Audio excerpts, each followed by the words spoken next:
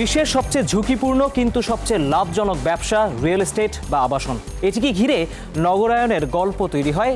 এই খাত মজবুত হলে শক্ত হয় অর্থনীতির ভিত। বাংলাদেশে প্লট, ফ্ল্যাট বা বাড়ি কিনতে অফারের শেষ নেই। বেচাকেনা এখন হচ্ছে অনলাইনেও, কিন্তু আবাসন খাতে মন্দা কাটছে না কেন, তা জানতেই আজকের দ্য বিজনেস। সাথে আছি আমি তৌফিক হোসেন। দর্শক, এই বিষয়ে কথা বলতে আমরা আমন্ত্রণ জানিয়েছি বি প্রপার্টির সিইও মার্ক নোজওয়ার্দিকে। আসুন আমরা তাকে স্টুডিওতে স্বাগত জানাই। Welcome to our show. Thank you. Mark, today we will be discussing the entire real estate sector with you. We would like to know about your experiences and the challenges you have seen so far in the market. And we will have the entire discussion on the basis of your experience so far. But before that, we have a report to play. We will show that to the audience first, then we will come back to the discussion. দর্শক, আমাদের হাতে একটি প্রতিবেদন আছে। বরাবরের মতো আমরা সেই প্রতিবেদনটি দেখে তারপর আমরা আলোচনায় ফিরে আসতে চাই। প্রতিবেদনটি দেখে নিতে চাই।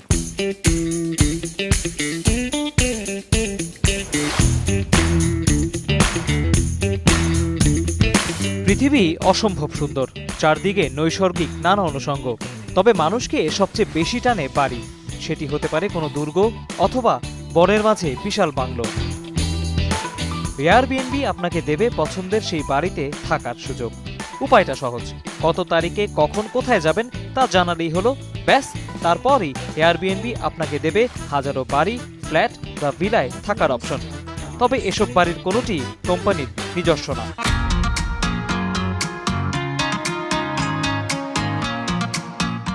রাদা ও মাতা থাকেন ক্রোয়েশিয়ার শিবনিকে। দুর্গ, সমুদ্র আর জাতীয় উদ্যানে ঘেরা এই শহরে আনাগোনা অনেক টুরিস্টের। অথচ অবসরে বেশ নিভৃতে জীবন কাটছিল এই দম্পতির। ভাবলেন, পর্যটকদের যদি নিজের বাড়িতে আনা যায় তাহলে সময় দারুণ কাটবে। যেমন ভাবনা তেমন কাজ, নাম লেখালেন এয়ারবিএনবিতে। এরপর থেকে অনেক টুরিস্ট এসে ওঠেন রাদা ও মাতার বাড়িতে। তাদের ঘিরে একাকিত্ব ঘুচেছে বৃদ্ধ দম্পতির, কামাই হচ্ছে বাড়তি টাকাও। স্যান ফ্রান্সিসকোর ন্যান্সির ভাবনা অবশ্য আলাদা। তার মতে, এই শহরে যদি মিউজিকের সাথে 3 জন মানুষ থাকে তাহলে রীতিমতো উৎসব হয়। তাই নিজের বাড়িতে আসা এয়ারবিএনবির অতিথিদের 15 মিনিটে সালসা ড্যান্স শেখান তিনি। বিশ্বাস করেন, নিজস্ব সংস্কৃতির কিছুটা অন্যকে শেখালে আখেরে দেশের লাভই হয়। এভাবেই কোনো প্রপার্টি না কিনে বিশ্বের 65,000 শহরে সেবা দিচ্ছে এয়ারবিএনবি। গ্রাহকের সংখ্যা 15 কোটি। মোবাইল অ্যাপে এনলিস্টেড প্রপার্টির সংখ্যা 40 লাখেরও বেশি। বলা হয়, এয়ারবিএনবি মাত করে দিয়েছে হোটেলের গতানুগতিক ব্যবসা। বাইরের মানুষকে যারা নিজের বাড়িতে জায়গা দিচ্ছেন, সেসব হোস্টরা এখন সেবায় যোগ করছেন নিত্য নতুন অনুষঙ্গ। কেউ ফ্রি ব্রেকফাস্ট, লাঞ্চ বা ডিনার দিচ্ছেন, কেউ দিচ্ছেন মিউজিক, আবার অনেকে এনেছেন ওপেন হোমের ধারণা।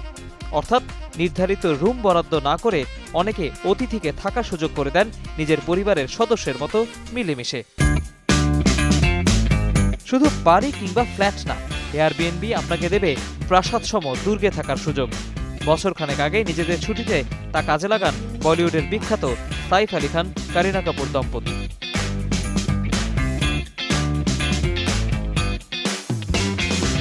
অন্যকে নিজের বাড়িতে থাকতে দেয়া কতটা নিরাপদ, সেই প্রশ্ন নিয়েই ব্যবসা শুরু করেছিল এয়ারবিএনবি।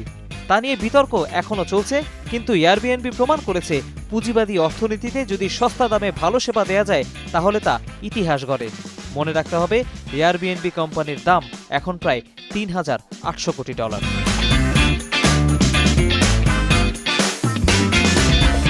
দর্শক, আমরা প্রতিবেদনটি দেখে নিলাম। এবার আমরা আলোচনায় যাচ্ছি বি প্রপার্টির সিইও মার্ক নোজওয়ার্দির সাথে। Mark, we'd like to start the discussion with the idea of B property. Like the idea of selling properties online is a bit out of the box. But I would like to know what made you come and invest in Bangladesh. What was the idea? Sure. Essentially, the idea was very much Bangladesh it's a very populous country, 160, 170 million people. Everyone has a need to live somewhere, whether it's renting a property or buying a property. Everyone has a fundamental need to have a property to live in. And what we'd recognized in Bangladesh was that there wasn't a solution in place to service the needs of the people of this country in an adequate way that meant that they had security when they were trying to find a property for themselves. So that was essentially what we were after and what the opportunity we saw and the need that we saw. And so very much B Property was started here in Bangladesh to satisfy what we felt was a need of the people of this country. And if I get to the idea again, are people getting used to with this idea? Because what I have seen so far in your website, that people browse through your site for renting apartments or houses, but do you get the same response while selling a property? Yep. Yeah, so we get a very, very good response. It's also important to understand what B Property is. So B Property is an online and offline organization that helps to facilitate easier transactions for real estate. And the journey for us starts online. So, our storefront, for argument's sake, is the online website that we have.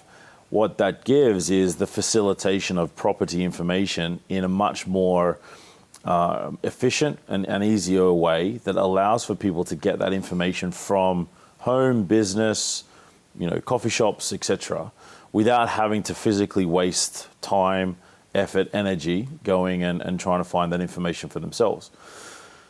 But what we recognize is that actually the journey doesn't stay online, because when someone's buying or renting a property, they're going to want to physically go and visit that particular property.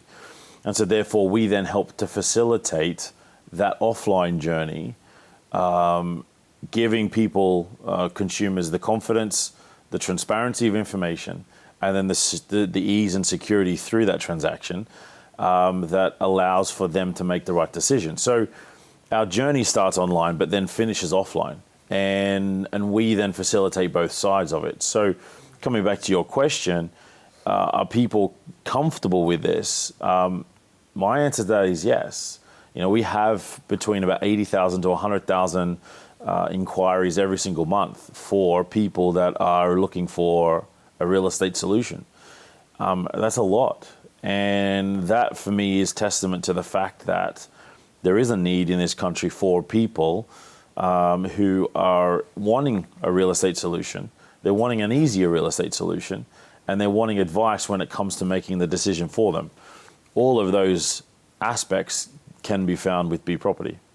There's another thing that I have seen in your website today before coming to this show, that it was written that 21,486 properties for sale in Bangladesh. Yep. So the question is, I believe there is a huge portfolio for the rented properties as well. But my question is, how do you maintain this portfolio? How do you get connected with the, the landlords or the property investors? Yeah, that's one of the biggest challenges that we have. We're a very large organization, so we're close to 1,000 people today. So we started in Bangladesh 4 years ago. We're grown to just under 1,000 employees today, and we're continuing to grow. The reason for that growth in employees is because actually we need to keep or continue to provide a service to each one of those landlords, each one of those property owners, as well as then each one of those individuals who are searching for a property. So the more properties you have, the wider your services that you're providing is. Geographically, the more people you need to have. So for us, it's a function of people. We have to go to the market in order to find these properties. Every single one of those properties that sits on our website is a property that we've physically visited and a property that the information's come from the landowner. And so a property only sits on our website when there is, an agreement, whether it's verbal or written, around actually that, that property being marketed on B Property. So, and then for us, it's then the business that's coming in behind that to then make sure that we're providing the services to each one of those stakeholders. And there's an idea that you're actually now dealing with the tenants and the landlords, and you're dealing with the buyers and sellers as well at the same time. If we consider price-wise, do you think we are on the right direction on the prices of the properties, or we are actually getting higher every day? I'd say from our vantage point, obviously each area differs.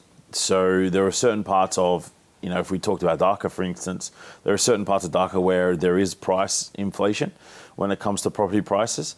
There are other areas where I'd say the prices are reducing. The prices are a function of demand. If there is more demand, you would then typically see prices go up. If there's less demand, therefore prices will typically come down. It's a simple, business, equation.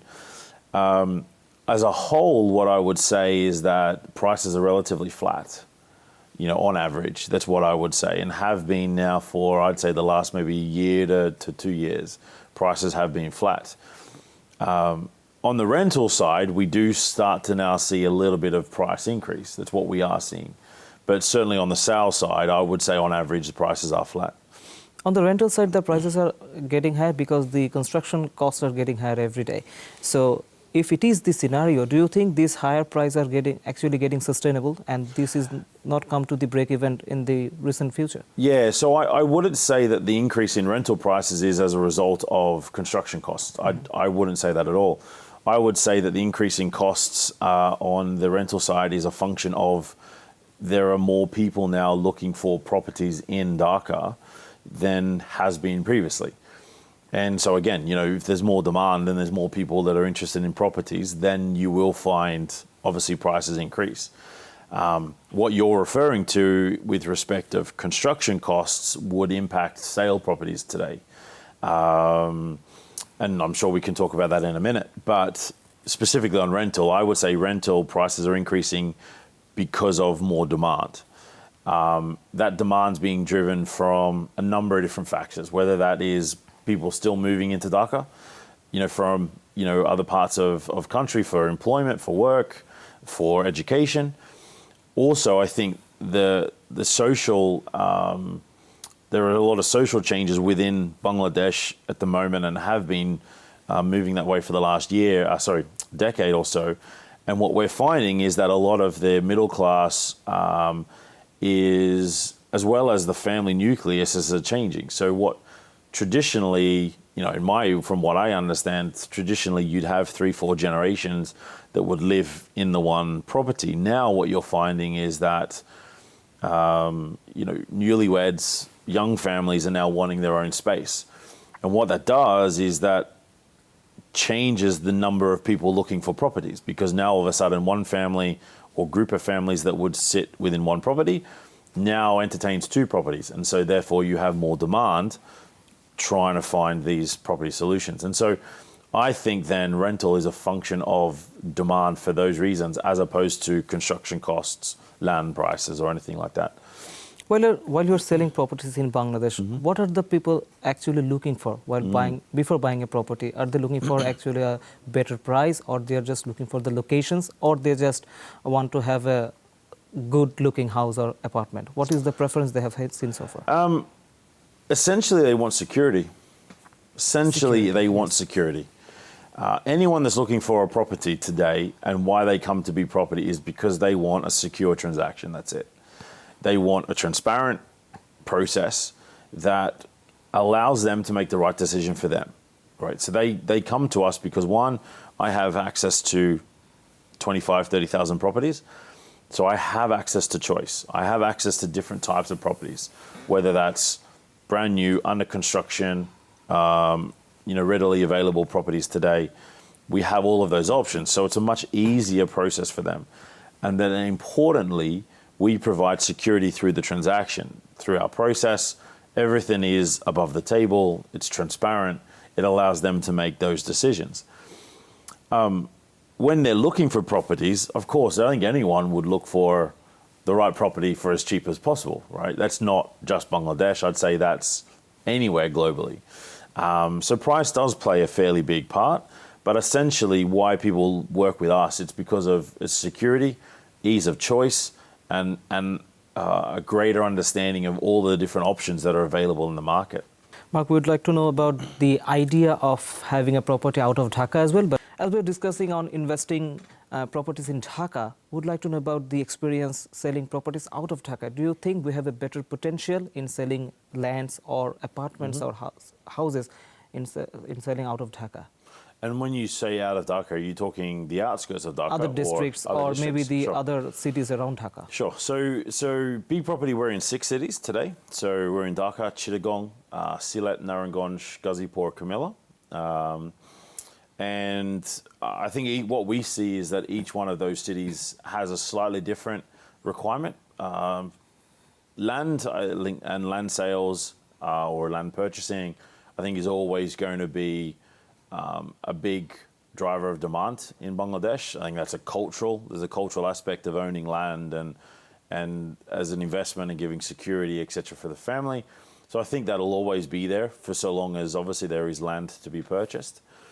But then each city then is in a different phase of development. So, for example, in Dhaka and in Chittagong, which is more established, more developed, you do have the now, the access into a secondary market. So that is readily available properties that have been developed for now 5, 10 years, maybe a little bit longer, that are then looking to be sold or purchased. And so in those cities, you have that advantage. In certain other cities, for example, where they're up and coming, a lot of that is now going to be, it's development. It's brand new properties, handover is in the next 1, 2, 3 years. And so each city, we find, has to be looked at from a business perspective in a different way, purely based on whether it's, as I said, brand new properties or secondary or a combination of both. I think there'll always be the desire to buy outside of Dhaka, 100%. I think actually in some respects now the returns, if you're an investor, out of Dhaka is a lot higher. But the communication is getting better every day. Sure, yeah, sure. So do you think this has an influence on the buying pattern as well? I think without a doubt, because I think it just creates better accessibility, better awareness of opportunities, better accessibility, better understanding of what's going on in those markets. And as I said, I think the return that someone can get if they're a real estate investor in certain other cities is possibly today a lot higher than what it is in Dhaka, because I think Dhaka's real estate industry has had its boom now, over the last, say, decade. And today, I think what you're just going to be looking at getting steady growth as opposed to, incremental gains year on year, which is what people have seen in the last, say, 10 to possibly 15 years. Do you have the plan to go to other districts as well, out of these 6? Yep. If yes, which are the districts you are planning so far? So I think obviously the main city is Khulna, I think is definitely going to be high on the list. I think it's a big challenge for us to move into a different city. So just tackling those 6 or 7 cities for us is realistically, a couple of years, work for us, because the process that we go through, the understanding of the market that we go through to make sure then we've got an environment that allows for people to actually get the service that they desire does take a long time to implement. So I think certainly for us, those cities, plus you could add on Khulna, I think in the next, say, couple of years is going to be our focus. Beyond that, I guess we'll just work out where we are, in a couple of years' time. Mark, how do you plan to differentiate yourself in the coming future? There's a talk in the market. I have checked with the online investors, real estate investors, that you are about to invest in bigger projects as well as an investor. Do you have the same plan? It's an option. That's for sure. It's an option. I think where B Property is, B Property is a solution for every single aspect of real estate. And where, B Property is pulling together all the stakeholders of the real estate industry. Because fundamentally, what we have to do as a country, as well as then therefore, as an industry, is get greater levels of confidence within the industry that allows for the servicing of real estate. I think for the last 10, 20, 30 years, I think there is a lot of instances that's eroded confidence in real estate, whether it's late handover of projects, whether it's obviously people being defrauded out of transactions, and a lot of those stories which has eroded people's confidence in engaging in real estate. And I think that's impacted then the growth, one, of the industry, but then fundamentally then the growth of, the economy of the country. And for us, what we see our remit and our role in society is to try and pull together the various different stakeholders that allows for confidence to be improved, restored, and then increased over time in real estate that benefits everyone. And for us, what we're trying to do is we're developing a legal framework for real estate. So we have in-house 30 to 35 lawyers that are acting solely just on real estate to make sure that every single transaction is done correctly, efficiently, and provides that security to people. Working with banks to provide an understanding of better financial products that allows for access to capital. Access to capital, certainly for the middle class, gives people the opportunity to engage in real estate. And then obviously we provide them the access to properties and choice and the like. So for us, what we're trying to do is pull all of these stakeholders together that benefits everyone. Part of that, I guess, is then understanding, well, what really are the needs of the industry and then solving that. So to come back to your question, could we move into bigger projects? The answer is yes. I think it's just a matter of whether we see that as being the need, to deliver or execute on what we see our remit is, which is confidence in the real estate industry. And the talk I think that you're referring to is because of what we see as a demand-supply problem within the industry. So to touch on that, we talk to, as I said, 80 to 100,000 people every single month when it comes to real estate. That's an awful lot of people.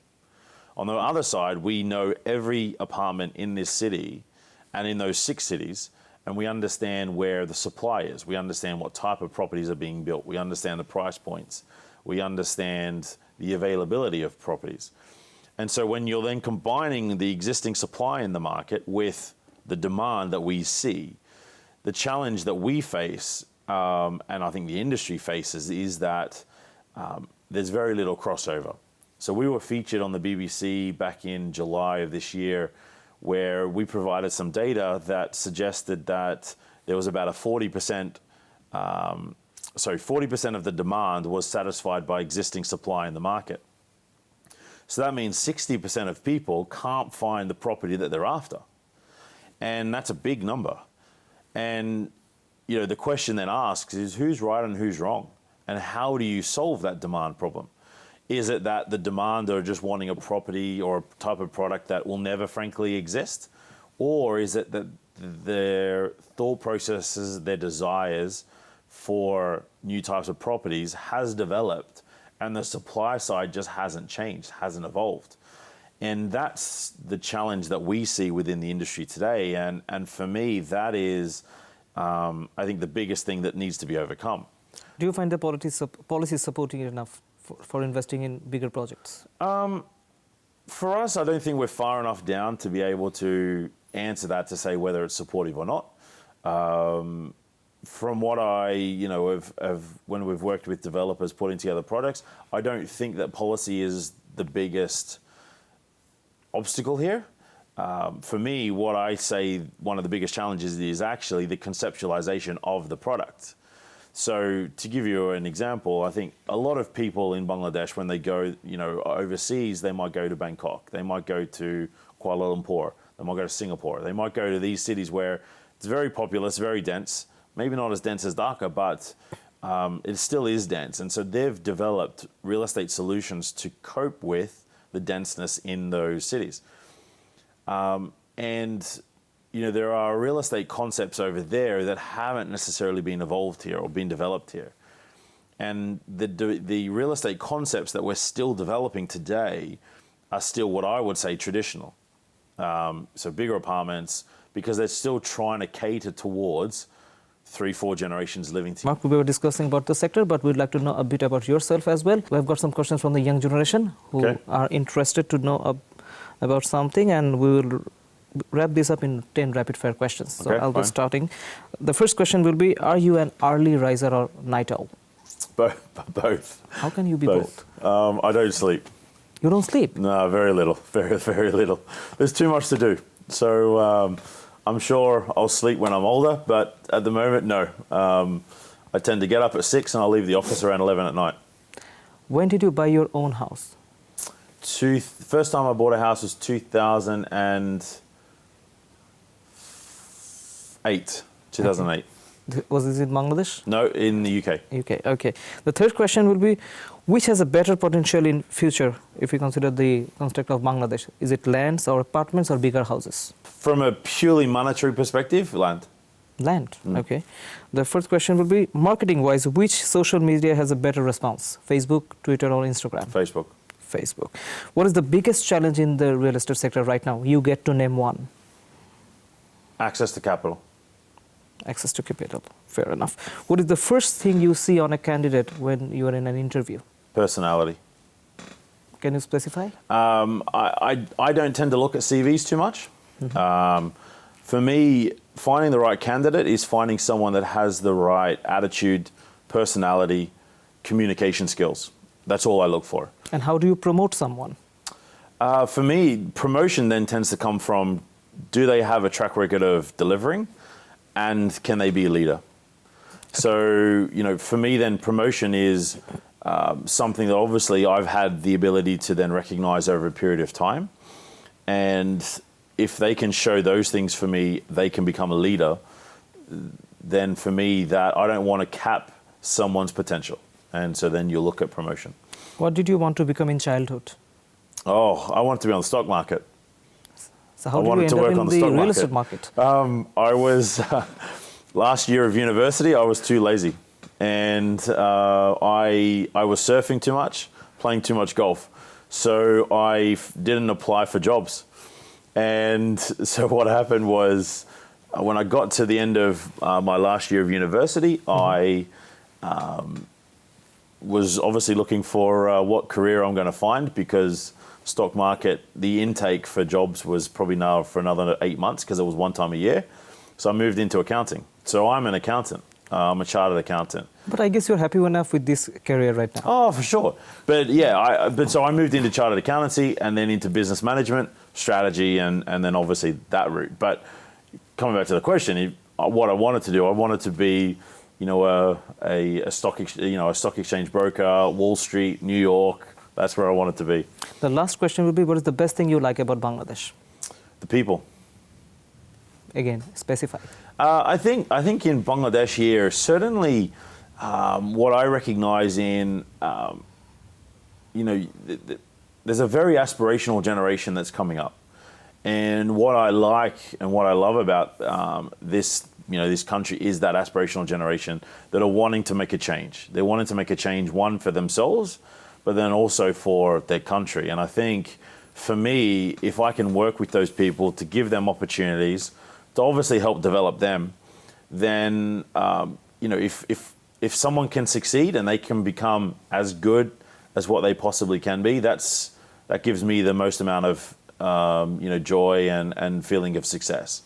Is actually seeing other people succeed. So, anywhere where there's aspirational people and people wanting to make a difference, I enjoy being around those guys, and that's what I see a lot of here.